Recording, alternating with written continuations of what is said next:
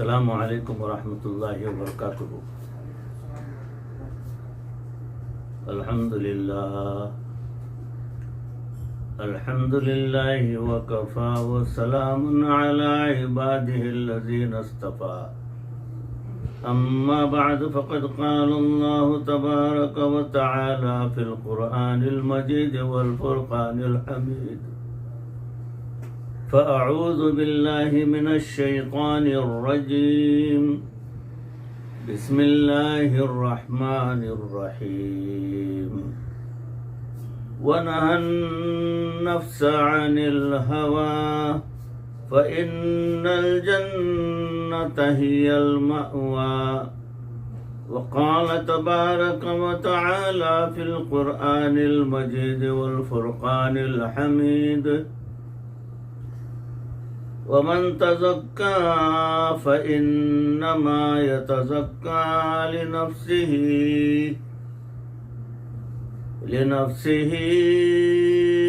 وإلى الله المصير، صدق الله مولانا العظيم۔ اللهم صل على سيدنا ومولانا محمد وبارك وسلم كما تحب وترضى عدد ما تحب وترضى۔ محترم و مکرم ناظرین، حاضرین، سامعین، عزیزوں، بھائیوں، بزرگوں اور دوستوں، معزز خواتین، ہماری ماں بہنوں، تصوف کے عنوان سے جو بیانات کا سلسلہ چل رہا ہے اس میں موضوع چل رہا ہے 3 انمول باتیں۔ اسی موضوع سے متعلق مضمون سماعت فرمائیں کہ یک مرتبہ حرم شریف کے اندر کعبۃ اللہ شریف کے سامنے بیٹھے ہوئے تھے، ایک آدمی آیا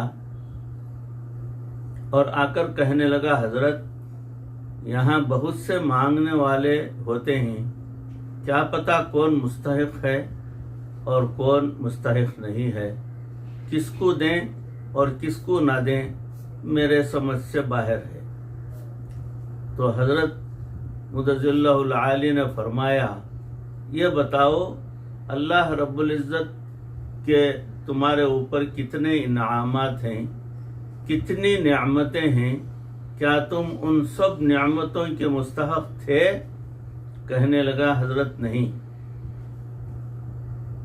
میری اوقات تو اتنی نہیں تھی حضرت، اللہ رب العزت نے مجھے میری اوقات سے بڑھ کر دیا۔ فرمایا، جب اللہ تعالیٰ نے تمہیں تمہاری اوقات سے بڑھ کر دیا، ناپ تول کے بغیر عطا کر دیا، تو تم سے اگر کوئی مانگنے والا آئے تو تم بھی اسے اسی طرح بغیر کچھ سوچے سمجھے دے دیا کرو۔ عام طور پر اس وقت دل میں یہ بات رکھنی چاہیے کہ جب بھی کوئی آ کر مانگے تو اسے دے دو، اور دل میں یہ سوچو کہ یا اللہ تیرا شکر ہے کہ تو نے مجھے دینے والا بنایا ہے، لینے والا نہیں بنایا۔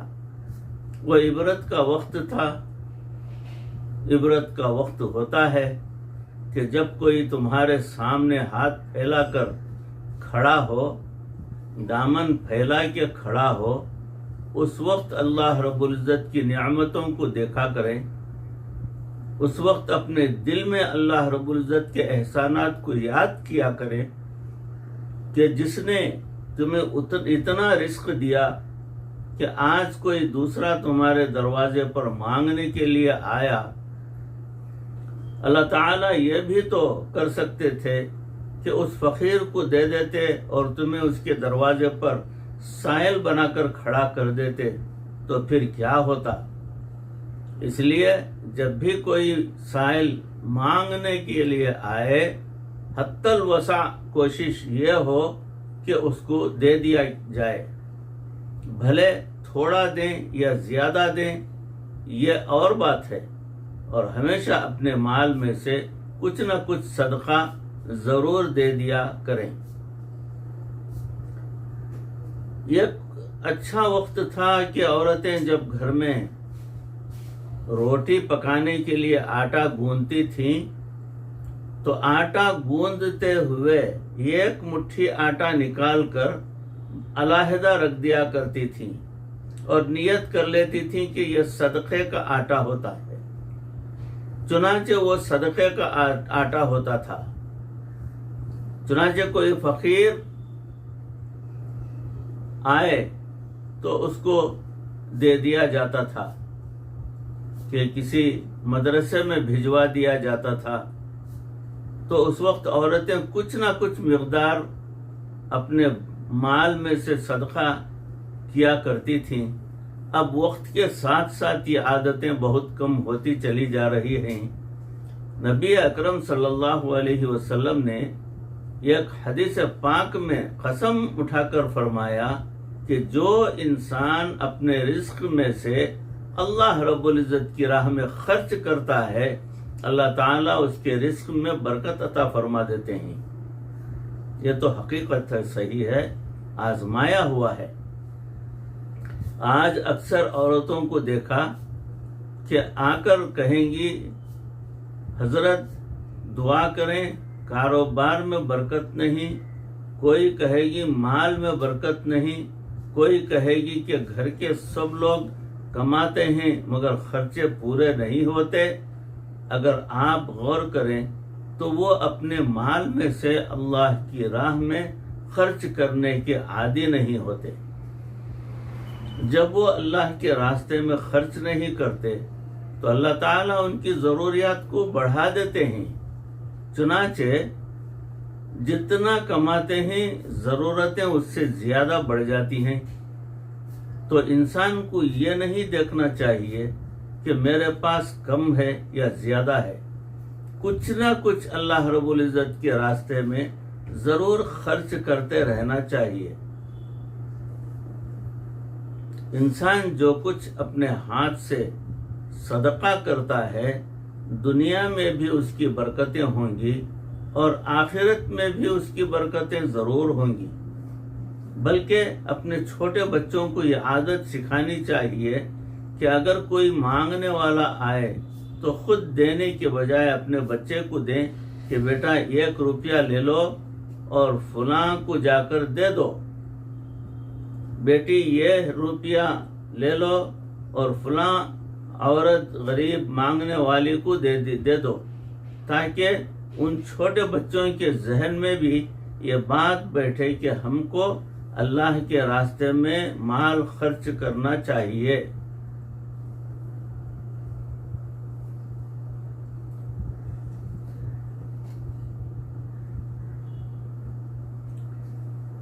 صدقہ دینا مشکل وقت ہوتا ہے جب دل میں مال کی محبت ہو۔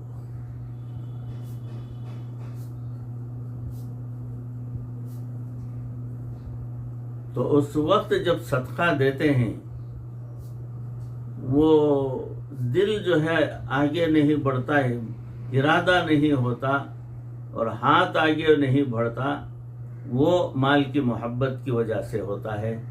پھر انسان اپنے مال پر سانپ بن کر بیٹھ جاتا ہے، اور جب دل میں مال کی محبت نہ ہو تو پھر مال اور صدقات دینے کے لیے انسان آگے آگے رہتا ہے۔ حدیث پاک میں آتا ہے کہ ایک شخص نے نبی اکرم صلی اللہ علیہ وسلم سے پوچھا، اے اللہ کے نبی صلی اللہ علیہ وسلم، مجھے موت سے ڈر لگتا ہے۔ آپ صلی اللہ علیہ وسلم نے فرمایا، تیرے پاس کچھ مال ہے؟ کہنے لگا جی ہاں ہے۔ فرمایا اسے اللہ کی راہ میں صدقہ کر دو۔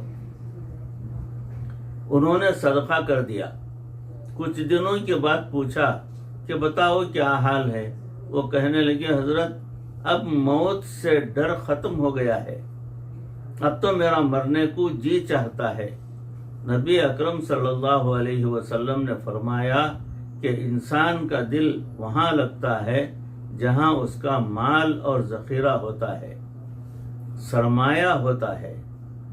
پہلے تمہارا سرمایہ دنیا میں تھا، تب تمہارا دنیا میں دل لگتا تھا. اب تم نے اپنا سرمایہ آخرت کے لیے بھیج دیا، اب تمہارا آگے جانے کو جی چاہتا ہے. سبحان اللہ. آج جھگڑوں میں سے اکثر جھگڑے اسی مال کی وجہ سے ہوتے ہیں. بلکہ مشہور واقعہ ہے کہ ایک آدمی فوت ہوا، اس کے 2 بیٹوں میں جائیداد تقسیم ہوئی. بہت ساری زمین تھی. جائیداد کی تقسیم میں ایک درخت ایسا تھا جو دونوں زمینوں کے درمیان والی لائن پر تھا. ایک نے کہا یہ میرا درخت ہے، دوسرے نے کہا کہ یہ میرا درخت ہے. دونوں بھائی آپس میں جھگڑ پڑے، مقدمے شروع ہو گئے. اس درخت کے مقدمے کے اوپر دونوں نے وکیل بنا لیے. خرچ اتنا ہوا کہ دونوں کو اپنی اپنی زمینیں بیچنی پڑ گئیں. وہ بیچتے رہے، مقدمے لڑتے رہے، حتیٰ کہ دونوں بھائیوں کی زمینیں بک گئیں اور عدالت نے جو ہے فیصلہ دے دیا کہ جو درخت ہے اسے کاٹ کر آدھا ایک کو دے دیا جائے اور آدھا دوسرے کو دے دیا جائے. بسا اوقات انسان مال کی محبت میں اتنا اندھا ہو جاتا ہے کہ اب اس کو اس کے سوا کوئی اور بات نہیں سوچتی. تو حدیث پاک میں فرمایا گیا اگر انسان اپنے مال میں صدقہ کرے تو اللہ تعالیٰ اس کے مال کو کم نہیں کریں گے بلکہ زیادہ کرتے جائیں گے. ظاہر میں تو یہی معلوم ہوتا ہے کہ مال کم ہو گیا، مگر صدقہ دینے سے اللہ تعالی کی طرف سے مال میں برکتیں زیادہ ہو جاتی ہیں. ایک روایت میں آیا ہے کہ حضرت موسیٰ علیہ السلام کے زمانے میں ایک آدمی تھا، وہ بہت زیادہ غریب تھا.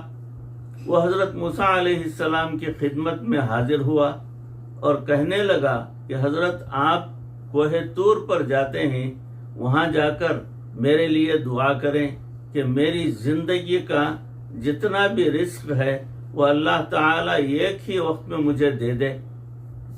مقصد یہ تھا کہ میں چند دن تو آسانی اور سہولت کے ساتھ گزار لوں گا. موسیٰ علیہ السلام نے دعا فرما دی. اس آدمی کو پورا رزق ملا، 1 بوری گندم کی، کچھ جانور، کچھ ایسی چیزیں جو استعمال کے لیے آتی ہیں. حضرت موسیٰ علیہ السلام اپنے کلام میں مشغول ہو گئے، اپنے کام میں مشغول ہو گئے. 1 سال گزرا. دل میں خیال آیا کہ معلوم نہیں فلاں آدمی کس حال میں ہے. تو موسیٰ علیہ السلام اس کا حال پوچھنے کے لیے تشریف لے گئے. وہاں جا کر دیکھا کہ اس کا تو بڑا مکان ہے، کئی بکریوں کے ریوڑ ہیں، اس کا دسترخوان بھی بڑا وسیع ہے، بڑے اس کے پاس مہمان ہیں، دوست احباب بھی زیادہ ہیں، خود بھی کھا رہا ہے اور دوسروں کو بھی کھلا رہا ہے. موسیٰ علیہ السلام بڑے حیران ہوئے. کوہ طور پر جا کر پوچھا کہ اے رب کریم، اس کو جتنا رزق ملا تھا وہ تو بہت تھوڑا تھا، آج اس کے پاس بہت زیادہ مال ہے، بڑے مکان ہیں، خوب دعوتیں ہو رہی ہیں، دوسروں کو کھلا رہا ہے، خود کھا رہا ہے، میرے سمجھ سے باہر ہے، یہ کیا معاملہ ہے؟ اللہ تعالیٰ نے فرمایا کہ اے میرے پیارے پیغمبر، اگر وہ صرف اپنی ذات پر خرچ کرتا تو اس کا رزق اتنا ہی تھا جتنا اس کو دیا گیا تھا، مگر اس نے میرے ساتھ نفع کی تجارت کی. اس نے اپنے دسترخوان پر مہمانوں کو کھلانا شروع کر دیا، اور جو میرے راستے میں خرچ کرتا ہے میں اس کو کم از کم 700 گنا واپس کر دیا کرتا ہوں. لہذا جتنا وہ میرے راستے میں خرچ کرتا رہا اس کو 700 گنا کر کے میں اسے واپس کرتا رہا. آج اس کے رزق میں اتنی برکت پیدا ہو گئی ہے، صدقہ دیتے ہوئے کبھی دل میں یہ غم نہ کریں کہ یہ کم ہو جائے گا، اس میں برکت ہوتی رہے گی. بہت پیاری بات ہے.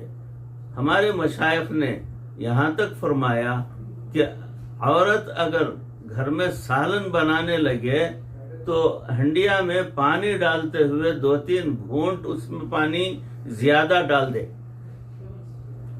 تو ممکن ہے کوئی مہمان آ جائے، کوئی مانگنے والا آ جائے، کوئی بھوکا آ جائے، ہم اس کو وہ سالن دے دیں گے، پڑوسی کو دے دیں گے، تو اس 2-3 گھونٹ پانی ڈالنے پر اللہ تعالیٰ اس کو مہمان کو کھانا کھلانے کا جتنا ثواب عطا فرما دیتے ہیں رب کریم کی طرف سے، تو بڑی رحمتیں ہوں گی اس میں.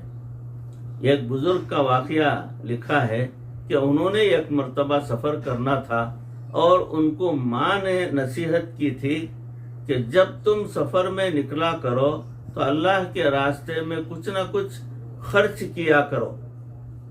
چنانچہ وہ کچھ بیٹھے کھا رہے تھے کہ ایک سائل آیا، انہوں نے اپنی روٹی سائل کو دے دی. جب گھر سے نکلے تو راستے میں دیکھا کہ ایک سانپ ہے، اس کے اوپر ان کا پاؤں پڑا اور بڑے پریشان ہوئے کہ کہیں ڈس نہ لے. جب پیچھے ہٹے تو کیا دیکھتے ہیں کہ اس سانپ کے منہ میں کوئی چیز ہے جس نے اس کے منہ کو بند کیا ہوا ہے. یہ بڑے حیران ہوئے کہ اس کے منہ میں کیا چیز پھنسی ہوئی ہے.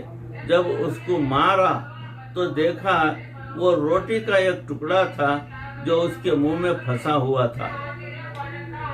پھر کسی بزرگ نے بتایا کہ تم جو آدھی روٹی کسی فقیر کو دے دی تھی، تمہاری موت کا وقت تو آج ہی لکھا تھا، لیکن اللہ تعالیٰ نے تمہارے اس صدقے کی وجہ سے تمہاری عمر میں برکت دے دی، اور وہی روٹی کا ٹکڑا گویا اس سانپ کے منہ میں جا کر پھنس گیا. اس سے معلوم ہوا کہ انسان اللہ کے راستے میں جو خرچ کرتا ہے اس کو بلائیں اور مصیبتیں اس کے بدلے میں دور ہوا کرتی ہیں.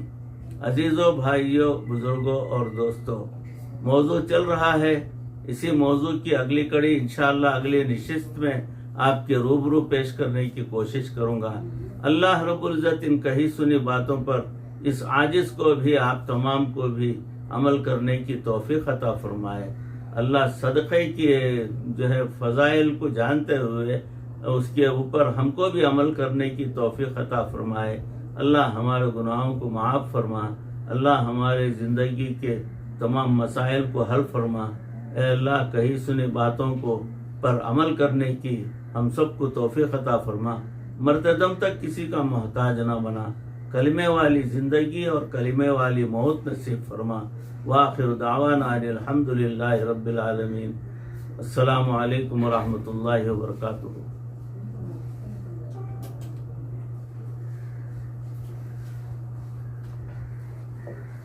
Thank you.